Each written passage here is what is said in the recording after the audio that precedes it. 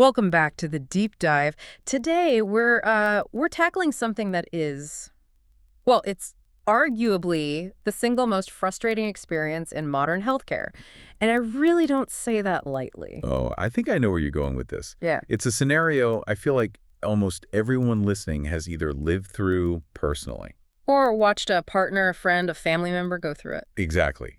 Yeah. It's universal. Right. And the scenario is this. You feel terrible. You are exhausted. And I don't mean, I stayed up too late watching a show, exhausted.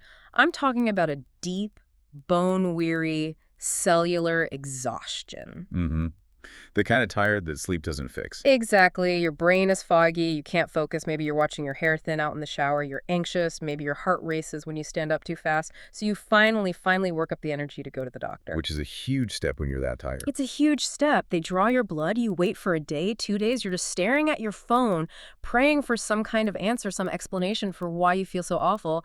And then the phone rings. And you hear those magic words.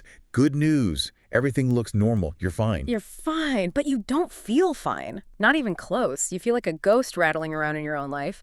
But because that piece of paper says normal and the person in the white coat says normal, You start to question your own reality. yes, you think, maybe I'm just stressed. Maybe this is just what getting older feels like. Or, and this is the worst one, maybe I'm just weak. Maybe I just can't handle life like everyone else seems to. That moment right there. Yeah. That is the moment of unintentional medical gaslighting.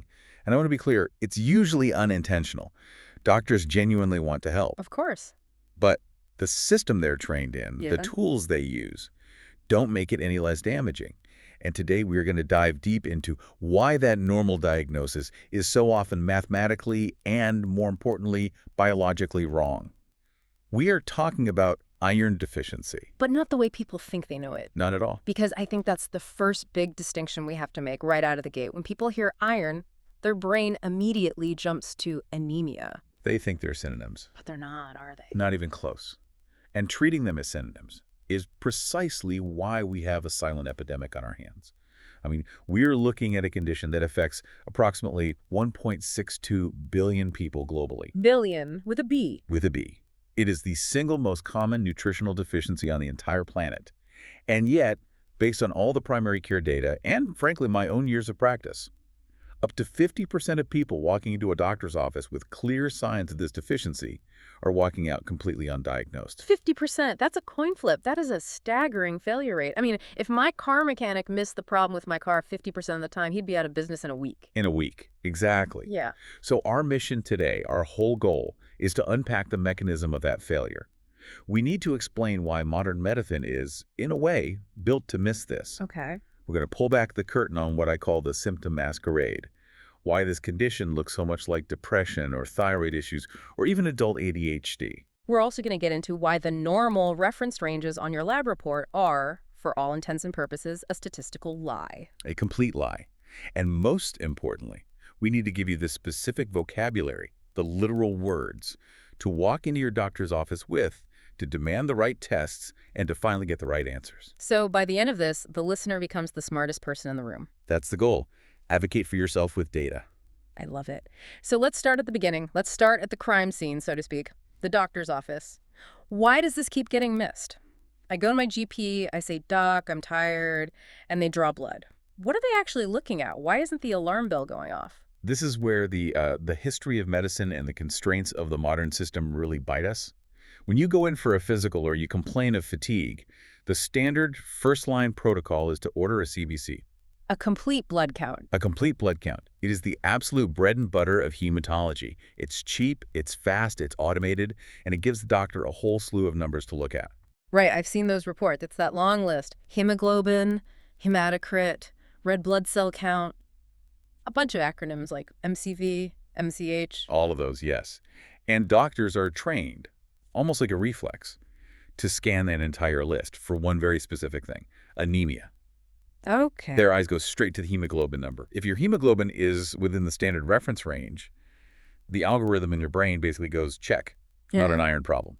Let's move on. Let's think about the thyroid. Let's think about sleep apnea. Let's talk about stress. Okay, but walk me through this. Isn't hemoglobin made of iron? I mean, I thought iron was the core building block. So if I'm low on iron, shouldn't my hemoglobin number drop? Eventually. Yes, Yep. eventually will. But relying on hemoglobin to detect an iron deficiency is. Mm. It's like waiting for your car engine to seize up, smoke pouring from the hood, to finally decide you should check the oil level. That that seems like a fundamentally bad strategy.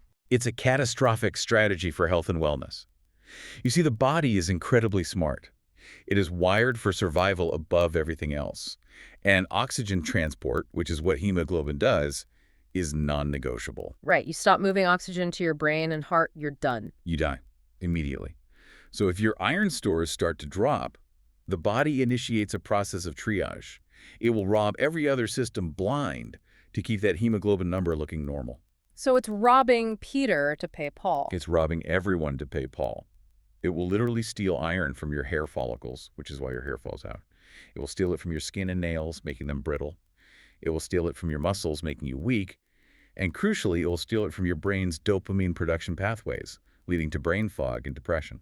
All just to keep that one number, hemoglobin, looking pretty on a lab report. All to keep the oxygen flowing. So you can have a perfect CBC, a hemoglobin that your doctor looks at and says is fantastic. And meanwhile, your iron storage, your actual bank account of iron, is completely bankrupt. So the CBC isn't really a health check. It's more of a mortality check. It's checking if you're actively dying, not if you're actually functioning well. That is a brilliant way to put it. Yeah. That's exactly right. And we actually categorize this whole process, this decline, into 3 distinct stages. And modern medicine really only cares about stage 3. Let's break those down. I think visualizing this progression will really help people understand where they might be sitting on this spectrum. What is stage 1? Okay, so stage 1 is iron depletion. Imagine you have a gas tank in your car. That's your storage iron. The engine is your hemoglobin. In stage 1, the level in the gas tank just starts dropping. You're at a full tank, then 3/4, then half a tank. Do I feel this yet? Are there symptoms? Probably not. Yeah. Or if you do, they're very subtle. Maybe you're just a little more tired after a big workout than you used to be. It's easy to dismiss. Your body is still buffering it really well. And if I go to the doctor at this stage? Your blood tests will look 100% perfect. Yeah. Your CBC is pristine. Your hemoglobin is great. There's absolutely nothing to see here, according to a standard workup. Okay. So that can go on for a while. Then we slide into stage 2. Now we get to stage 2, which is called iron-deficient erythropoiesis. Okay, that's a big one. It's a mouthful, I know. Erythropoiesis is just the fancy biological word for the process of making red blood cells, which happens in your bone marrow. Got it. In this stage, the gas tank is now effectively empty. The low fuel light is blinking frantically on your dashboard. The body goes to the bone marrow to make new red blood cells, and it realizes, uh-oh, we don't have the raw materials. The supply chain has officially broken down. The supply chain is broken, so the body, being clever, starts cutting corners. It still makes red blood cells, but maybe they're a little smaller than they should be or a little paler. It's making fewer of them. But, and this is the absolute kicker, your hemoglobin concentration in the blood often stays just barely inside the lower limit of the normal range. It's hovering right at the bottom edge. So the doctor looks at the number, sees it's not flagged as low, and still says, you're normal. Usually, yes, but you feel awful. This is where the debilitating symptoms really kick in. This is the restless legs at night, the crippling brain fog, the anxiety, the heavy, heavy fatigue. Your body is in a state of physiological triage.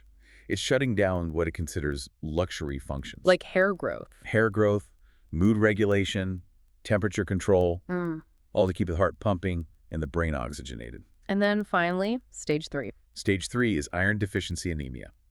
This is when the system finally crashes. The gas is gone, the fumes are gone, the engine sputters and dies on the side of the road. Hemoglobin drops below that critical lab threshold. And the alarm bell on the doctor's computer finally goes off. Finally, the little L for low appears next to the number. And that's when they finally look at you and say, looks like you need some iron. But think about the timeline you just described. You could be suffering in stage 1 and especially stage 2 for months, even years before you hit stage 3. Years. Absolutely years. I have had patients in my practice who I am confident spent a decade in stage 2. A decade of their life. They've been put on antidepressants, they've been told to lose weight, they've been sent to therapy, they've been told to just meditate and manage their stress better, and the entire time they were just physiologically starving for iron. That is just, it's tragic. That's a decade of life quality lost to a fundamental blind spot in the standard testing protocol. It makes me wonder just how many people are walking around right now listening to this who are in stage 2. But the data suggests Millions, just millions. There was a landmark study that came out in the American Journal of Medicine in 2022 that illustrated this perfectly. They took a large group of women who all complained of significant fatigue but had normal blood counts, so normal hemoglobin. Okay, so the exact group of people who are usually told they're fine. The exact group, when they looked deeper, when they actually measured their storage levels, Let me guess. They weren't normal. 60% of them were profoundly iron deficient. 60. Let that sink in. That means if you are a woman who walks into a clinic complaining of fatigue and your doctor only runs a CBC, there is a better than a coin flip chance that they're going to miss the diagnosis and tell you you're fine when you actually have a real treatable physical deficiency. Okay, so this is critical. If the CBC is the engine check that's happening way too late, we need to know how to check the gas tank. What is the specific test for the gas tank? I want our listeners to write this word down. The magic word is ferritin. Ferritin, F-E-R-R-I-T-I-N. Ferritin is a protein. The simplest way to think of it is as a microscopic hollow sphere. Your body takes iron atoms and packs them inside these little spheres for safekeeping. It stores them in your liver, your spleen, your bone marrow. It is your reservoir. It is your savings account. And it's the first thing to drop. It is the very first number to drop when you start running low, long before your hemoglobin even flinches. Okay, so this seems like a no-brainer. Why isn't this on the standard panel? If I go for my yearly physical, surely they're checking my iron savings account. You would think so, wouldn't you? But in my experience, and when you look at the insurance data on what tests are being ordered, fewer than 20% of primary care visits for a complaint of fatigue actually include a ferritin test. Why? I mean, is it expensive? Is it some exotic, hard-to-run test? It costs pennies. It is run from the exact same tube of blood as the CBC. It's purely a matter of tradition and training. We are trained in medicine to look for overt disease, in this case, anemia. We are not trained to look for insufficiency or suboptimal function. But it gets even more complicated than that, doesn't it? Because let's say you have a great doctor, a doctor who listens to this deep dive and says, you know what, I'm going to order the ferritin test. You get the result back. You can still get gaslit. You can, and this is where it gets even trickier. How is that possible? If you have the number, isn't it black and white? You would hope. But now we run smack into what I call the reference range problem. This is one of my single biggest frustrations with modern laboratory medicine. Okay, so this is that column on the right side of the paper that says normal range and gives you two numbers. Correct. Now, how do you think they determine what normal is? Do they go out and find 1,000 perfectly healthy, energetic, thriving people and measure their blood to set the standard? I mean, I would assume so. Or at least healthy, average people who aren't complaining of symptoms. No. That would make too much sense. They take the statistical average of all the people who happen to come to that specific lab for blood work over a period of time. Wait a minute. The people who are going to the lab for blood work are usually there because they're sick. Exactly. Normal reference ranges are, by definition, just a statistical bell curve of a largely sick population. So for ferritin, the normal range you'll see on a lab report is often listed as something insane, like 12 to 150 nanograms per milliliter. 12 to 150. That is a massive spread. That's like saying a normal weight for an adult male is anywhere between 50 pounds and 500 pounds. It's meaningless. It's completely meaningless from a functional perspective. A ferritin of 12 or 15 is technically in range. The computer won't flag it with a red L for low. The doctor will scan the page, see no flags, and say, your ferritin is normal. But biologically? Biologically, a ferritin of 12 is empty. You are running on fumes. You are scraping the bottom of the barrel. At a level of 12, you have absolutely no reserve iron for your brain, for your muscles, for your immune system. You are in a state of crisis. So what is the actual number? If 12 is just technically alive but miserable, what is the number where you actually feel good and function well? What's the optimal target? In functional medicine, and increasingly in the more progressive hematology guidelines, we're not looking for normal, we're looking for optimal. And for ferritin, we want to see that number be between 50 and 100 ngml for most adults. 50 to 100. Wow. So there's this enormous gray zone. If my result comes back at, say, 20, I'm considered normal by my insurance company, but I'm biologically deficient and feeling terrible. You are deep in the gray zone. You aren't sick enough to meet the textbook definition of anemia, but you are absolutely not well enough to live your life. And we have concrete proof of this. Oh, yeah. There was a fantastic study in the Journal of Internal Medicine in 2023, very recent, that took women who were in this exact gray zone. Their ferritin levels were between 15 and 30. So normal on paper. Normal on paper, but they all felt exhausted. They gave half of them iron supplements and half of them a placebo. The women who got the real iron saw their fatigue scores drop just as significantly as women who had full-blown anemia. It proved definitively that a number being normal on a lab report does not always mean it's normal for your body. That is so incredibly validating. I can just imagine someone listening right now, pulling up their old lab results on their patient portal, seeing a 22 next to ferritin from last year, and just having this light bulb go off. Oh my God, that's why I can't think straight. It's a very, very common realization. And speaking of can't think straight, we absolutely have to pivot to the symptoms, because I think people have this cartoon image of what iron deficiency looks like. Right. They picture a Victorian lady in a corset looking pale and swooning onto a fainting couch. That, or they think of spoon-shaped nails, which is something you might read about in a textbook. I do remember that one, yeah. Those are signs of severe, prolonged, end-stage anemia. If you have spoon-shaped nails, you have been profoundly sick for a very, very long time. In the 21st century, the symptoms are much more insidious. It's what I call the symptom masquerade. Because it wears the mask of all these other common conditions. Perfectly put. And the most common and most tragic mask it wears is the mask of a mental health disorder. Really? I don't think most people connect iron levels with their mood. I mean, fatigue, sure, that's intuitive, but mood. It's huge. Let's get into the biochemistry for a second, because this is where the why becomes so important. To make dopamine, the neurotransmitter that gives you drive, focus, motivation, a sense of reward and joy, your brain needs a specific enzyme called tyrosine hydroxylase. Okay, tyrosine hydroxylase. That enzyme is the rate-limiting step. It's the bottleneck in the whole dopamine production line. But for that enzyme to work, for it to fold into the right shape, it needs a cofactor. It needs a specific fuel to function. Can you guess what that fuel is? Given our topic today, I'm going to take a wild guess and say iron. Iron. If you do not have adequate iron available in the brain, that enzyme downregulates. It slows down. You literally, chemically, cannot synthesize dopamine efficiently. You are incapable of feeling motivated. So low iron directly equals low dopamine. Yes. And what does low dopamine look like clinically? It looks like anhedonia, a lack of pleasure. It looks like a crippling lack of motivation. It looks like brain fog. It looks like depression. It looks like adult ADHD. I had a patient, a 34-year-old school teacher, who came to see me. She'd been on 2 different antidepressants for 2 years. And I'm assuming they weren't working very well for her. She just felt flat, disconnected. She told me it was like her world had gone from color to black and white. She was struggling to get through the school day. Her previous doctors assumed it was treatment-resistant depression and just kept upping her dose. But she suspected something else was going on. She did her own digging online and came to me asking for a deeper look. We ran a full panel. Her hemoglobin was fine.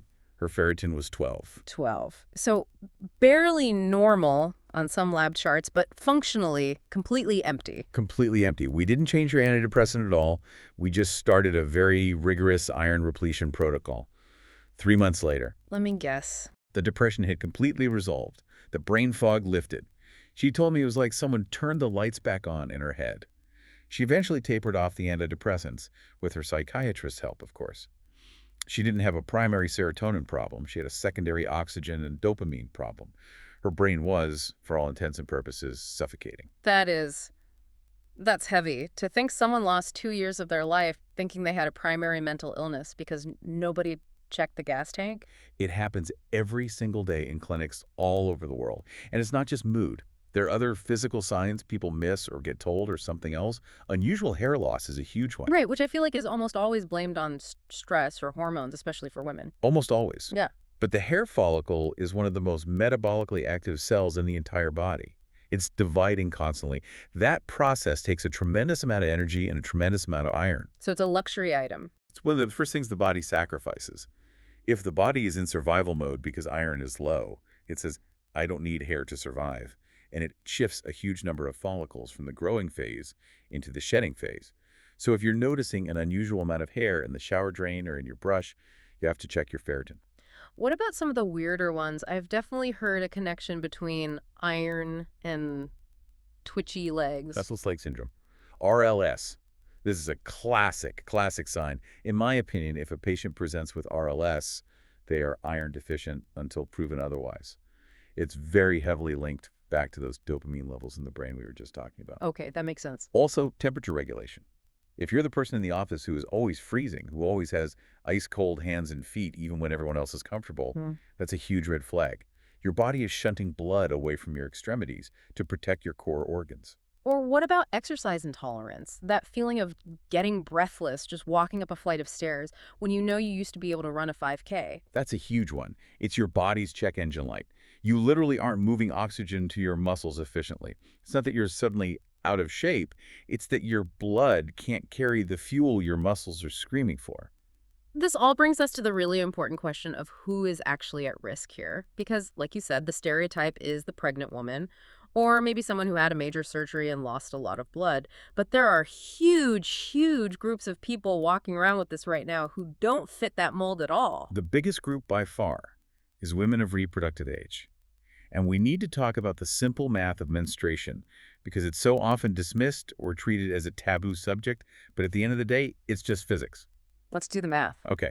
On average, a woman with a normal period loses about 30 to 40 milliliters of blood every single cycle. That translates to losing somewhere between 15 and 20 milligrams of elemental iron every single month. Okay, that's just the baseline. That's the baseline. Now, if you're one of the many women who suffers from heavy periods, the clinical term is menorrhagia, that number skyrockets. You can easily lose 40, 50, even 60 milligrams of iron in a single week. And how much iron can you realistically absorb from your diet in a day? And that's the crux of the problem. The gut has a limited capacity for absorption. Even on a really good iron-rich diet, you might only absorb 1 to 2 milligrams a day. So if you're losing 50 or 60 milligrams a month, you can do the math. You're in a constant deep deficit. It's impossible to catch up through food alone. And yet so many women are just told that being exhausted and having heavy periods is just part of being a woman. It's a complete normalization of suffering. The data is clear. 30% of women with clinically heavy bleeding have undiagnosed iron deficiency. I've had so many patients who've been gaslit into thinking their profound exhaustion is just work-life balance or mom brain. No, you are literally bleeding out your energy stores faster than you can possibly eat them back in. Speaking of eating, let's talk about the next big high-risk group, vegetarians and vegans. This is a pure chemistry issue. It's not a moral judgment on diet, it's just biology.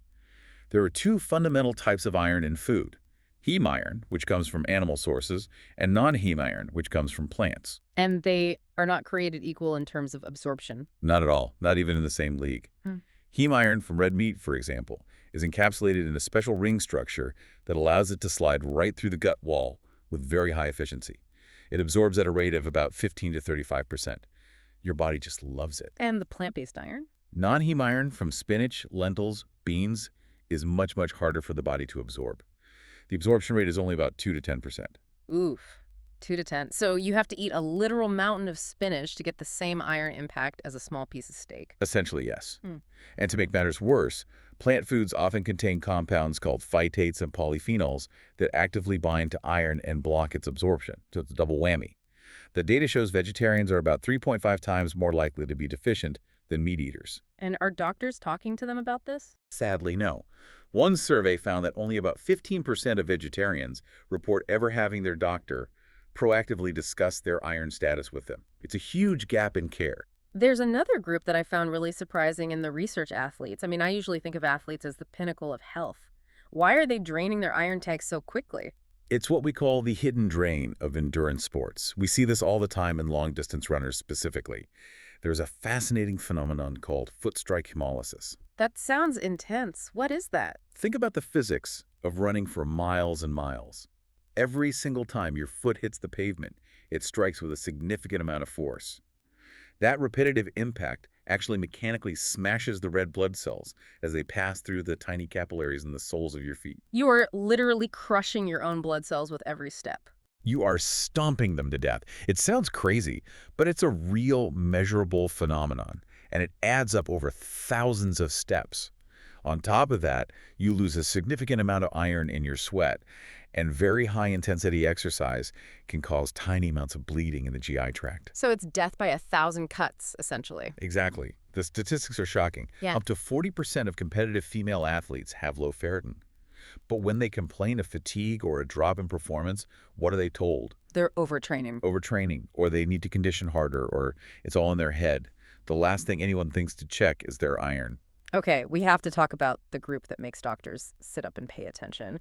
You mentioned earlier that if a man or a postmenopausal woman has low iron, the entire conversation changes instantly. Yes, this is absolutely crucial. If you are a man or a postmenopausal woman, meaning you are no longer menstruating, and a blood test shows you are iron deficient, it is not normal. It is a massive flashing red flag. Why is it so different for them? Because men and postmenopausal women do not have a natural monthly exit route for iron. You don't bleed. So if your iron levels are low, it means only one thing. You are bleeding internally somewhere. And that implies You- what you- kind of things? it implies a hidden source of blood loss. Most commonly, it's from the gastrointestinal tract. It could be a bleeding ulcer, it could be intestinal polyps, or in the worst case scenario, it could be a sign of colon cancer. So this isn't a take some supplements situation. Absolutely not. If a man comes to my office with a ferritin of 10, I don't write him a prescription for iron pills. I pick up the phone and get him an urgent appointment with a gastroenterologist for a colonoscopy and an endoscopy. We have to find the leak. It's a medical emergency until proven otherwise. That is a life-saving distinction. I can't tell you how many older adults are just handed iron pills for what's dismissed as anemia of aging when they actually have a treatable ulcer or an early-stage cancer that's being completely ignored. It's a tragedy. Okay, so we've established the problem. We know who's at risk. We've probably terrified a good portion of our listeners. So let's pivot to solutions. I'm the listener. I'm convinced I need to get this checked. I walk into my doctor's office. What exactly do I say? Because just saying, check my iron, feels way too vague now. It is far too vague. You need to be very specific. You need to ask by name for a full iron panel, and you have to insist on getting a copy of the results. Do not accept a phone call with a verbal, it's normal. You want the data. Okay, give us the shopping list. What's on the full iron panel? Number one, the star of the show, serum ferritin. We've covered that. It's the gas tank. But there is one important catch with ferritin. It's what we call an acute phase reactant. What does that mean? It means that if you have any inflammation in your body, if you have a cold, the flu, an autoimmune condition, even just a bad infection, your ferritin levels can spike artificially high. So it might look normal or even high when your actual iron stores are low. It's a false reading. That's sneaky. So how do we cross-check it to make sure we're getting the real story? That's where the rest of the panel comes in. Number two is serum iron. This is just the amount of iron that's floating free in your blood right this second. It varies wildly based on whether you ate a steak for lunch, so it's not very useful on its own, but it's one piece of the puzzle. Okay, what's number 3? Number 3 is TIBC. That stands for total iron binding capacity. How should we visualize TIBC? What is that telling us? Think of TIBC as a measure of the hunger of your blood for iron. If your iron stores are low, your body produces more empty transport proteins, screaming for iron, so your TIBC goes up. A high TIBC means your body is desperate to grab onto any iron it can find. Got it. High TIBC equals hungry blood. Exactly. And number 4, this is maybe the most underrated marker on the whole panel, is transferrin saturation. This is percentage. Think of transferrin as the little bus that carries iron around the body. Saturation tells us how many of the seats on that bus are actually filled with iron. And what's the target for that percentage? Optimal is between 25 and 35%. If your saturation is below 20%, you are functionally iron deficient, period. Even if your ferritin looks normal because of inflammation, if your saturation is down at 15%, your tissues are starving for iron. The bus is running empty. And then, of course, you'd want the standard CBC and maybe a reticulocyte count to see if you're actually managing to make new red blood cells. Correct. So, to recap for everyone listening, you want serum ferritin, serum iron, TIBC, and transferrin saturation, along with the CBC. That is the golden ticket. And I will say it again. Always, always ask for a printout of the results. Normal is not a number. Normal is not a number. You need to see exactly where you fall in that absurdly wide range. Okay, so let's say I do all that. I get the full panel, and the numbers are trash. My ferritin is 15, my saturation is 12%, my tank is empty. How do we fix it? I assume the next step is just go to the drugstore and buy the first bottle of iron pills I see. You can, but you will likely regret it if you grab the wrong one. The most common old-school form of iron that's prescribed is ferrous sulfate. It's cheap, it's been around forever, and it's what's covered by most insurance plans. It is also really, really hard on the stomach. I've heard this from so many people. It causes some significant gut issues, right? It is notorious for it. Yeah. Severe constipation, nausea, stomach cramps, black stools. The reason is that it oxidizes in the gut, which can cause a lot of inflammation and irritation. A huge number of people, I would say maybe 50% in my experience, quit taking it within a month because the side effects of the cure feel worse than the disease. So what's the upgrade? If ferrous sulfate is the old clunker, what's the modern sports car of iron supplements? You want to look for a form called iron bisglycinate, which is sometimes just called chelated iron. In this form, the iron atom is attached to two molecules of the amino acid glycine. And why does that matter? What does the glycine do? The glycine acts like a bodyguard. It protects the iron as it passes through the stomach, preventing it from reacting and causing all that irritation. It gets absorbed in a different part of the small intestine. There's a great study in the journal Nutrients in 2022 that showed it has 65% fewer side effects than sulfate, but works just as well to raise ferritin levels. Iron bisglycinate. Got it. Now, are there any hacks to make it work even better? I've heard something about orange juice being involved. Yes, the vitamin C trick is absolutely real and it's non-negotiable. Vitamin C, or ascorbic acid, creates a more acidic environment in the gut, which helps dissolve the iron, and more importantly, it changes its chemical state to one that's much easier for your body to absorb. It can increase absorption by up to 30%. So just take your pill with a glass of orange juice. Or with a 500 milligram vitamin C supplement. It works wonders. And when should I take it? With breakfast seems easiest. Ideally, no. Iron is a diva. It wants to be alone on an empty stomach. Food in general can block its absorption. Calcium is a major blocker, so no taking it with milk or yogurt. What about coffee? Coffee and tea contain compounds called tannins that bind directly to iron and flush it right out of your system. If you take your iron supplement with your morning latte, you are basically taking an expensive placebo. You're getting almost no benefit. Ouch. Okay, so empty stomach with vitamin C away from coffee and calcium. That sounds a little tricky to schedule. It takes some planning. The general rule is 1 hour before food or 2 hours after. But here's a really cool biohack that's come out of recent research that might actually make it easier for people. It's called the every other day protocol. Wait, you're saying taking it less often actually works better? That seems completely counterintuitive. It does, but the biology behind it is fascinating and makes perfect sense. When your body absorbs a big dose of iron, your liver produces a hormone called hepcidin. Hepcidin. Hepcidin is the master regulator of iron. It's the gatekeeper. When hepcidin levels are high, it blocks iron absorption from the gut. It's a safety mechanism to prevent you from getting an iron overdose. So if I take a pill on Monday, Your hepcidin levels spike, and they stay elevated for about 24 hours. So if you then take another pill on Tuesday morning, the gate is still closed from Monday's dose. You won't absorb much of the iron from the Tuesday pill, but it will still sit in your gut and cause those nasty side effects. what if I wait? If you take it every other day, Monday, Wednesday, Friday, you give that hepcidin level a chance to drop back down. The gate opens again. Studies are now showing you actually absorb more total iron with fewer side effects by dosing every 48 hours instead of every 24. That is wild. So less is literally more. In this case, for absorption, yes. What happens if the pills just aren't cutting it? Or what if someone has a serious gut issue like celiac disease or Crohn's where they can't absorb things well to begin with? And then we have to move to the big guns. Intravenous iron, an IV infusion. That sounds pretty intense. It sounds scary to some people, but it is an absolute game changer. If your ferritin is critically low, like under 15, or if you have a known malabsorption issue, pills might just pass right through you. You could be taking them for a year and not see your numbers budge. But 5V iron bypasses the problem. It bypasses the gut entirely. We infuse the iron directly into your vein. Yeah. 100% of it gets into your system. How fast does that work compared to oral supplements? Night and day. With pills, you're looking at a 3 to 6 month journey, maybe longer, to really refill the tank. With an IV infusion, patients often report feeling a significant improvement in their symptoms in just 1 to 2 weeks.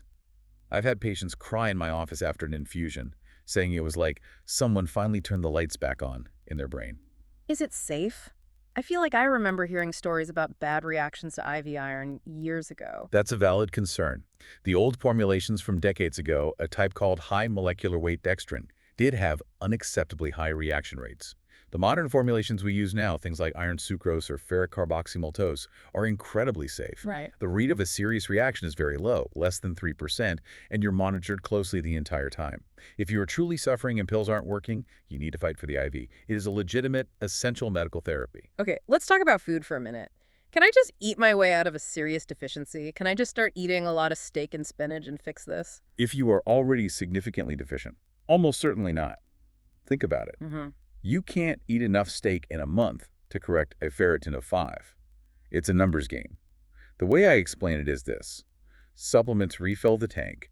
Diet keeps the tank from getting empty again. That's a really clear distinction. You use the pills or IV to get the number up, and then you use diet as a maintenance strategy. Exactly. And for that maintenance, heme sources are king.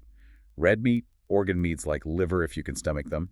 Clams and oysters are actually iron superfoods. They are incredibly dense. And for the plant-based folks, If you're plant-based, you just have to be more strategic. Load up on legumes, pumpkin seeds, dark leafy greens. But you must combine those plant iron sources with a source of vitamin C at the same meal. And you must avoid drinking coffee or tea with those meals, or you'll negate the benefit. what about the old cast iron skillet trick? Is that a myth or is there something to it? It is not a myth.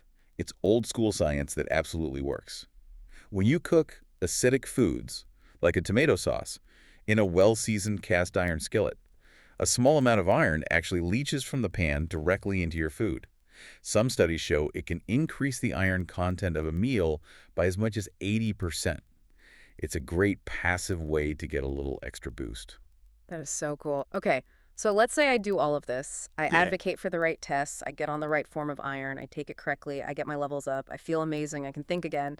So now I can stop taking the pills, right? Stop right there. That is the single biggest mistake people make. That is what I call the refill trap. The refill track, explain that. Yes. People start to feel better once their hemoglobin normalizes or their ferritin finally crawls up to 30 or 40. So they get, great, I'm fixed, and they quit the supplements. But their deep storage, the actual reservoir, isn't full yet. My rule, and this is the general expert consensus now, is that you must continue treatment for at least 3 to 6 months after your lab numbers look normal. You have to fill the reservoir, not just the fuel line to the engine. You have to overfill it. You have to build back that buffer so that you're protected against future losses. And then recheck the labs to be sure. Recheck your full iron panel after 3 months of treatment, and then again after you've stopped. Always. You need to confirm that it worked and that your levels are holding steady. I feel like we have to add a major safety warning here because I know our listeners, some of them are hearing their own story in this, and they're going to run out and buy iron today without a blood test just because they feel tired. Please do not do that. This is the one nutritional supplement you absolutely cannot just play around with.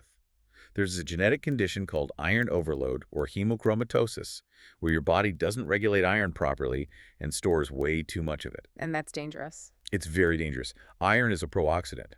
In excess, it essentially rusts your organs from the inside out. It can accumulate in your liver, your heart, your pancreas, and cause irreversible damage. You absolutely need a blood test to confirm you are low before you start adding more. Do not guess with iron. Symptoms alone are not enough to diagnose. You need the data. You need the data, Yeah. correct.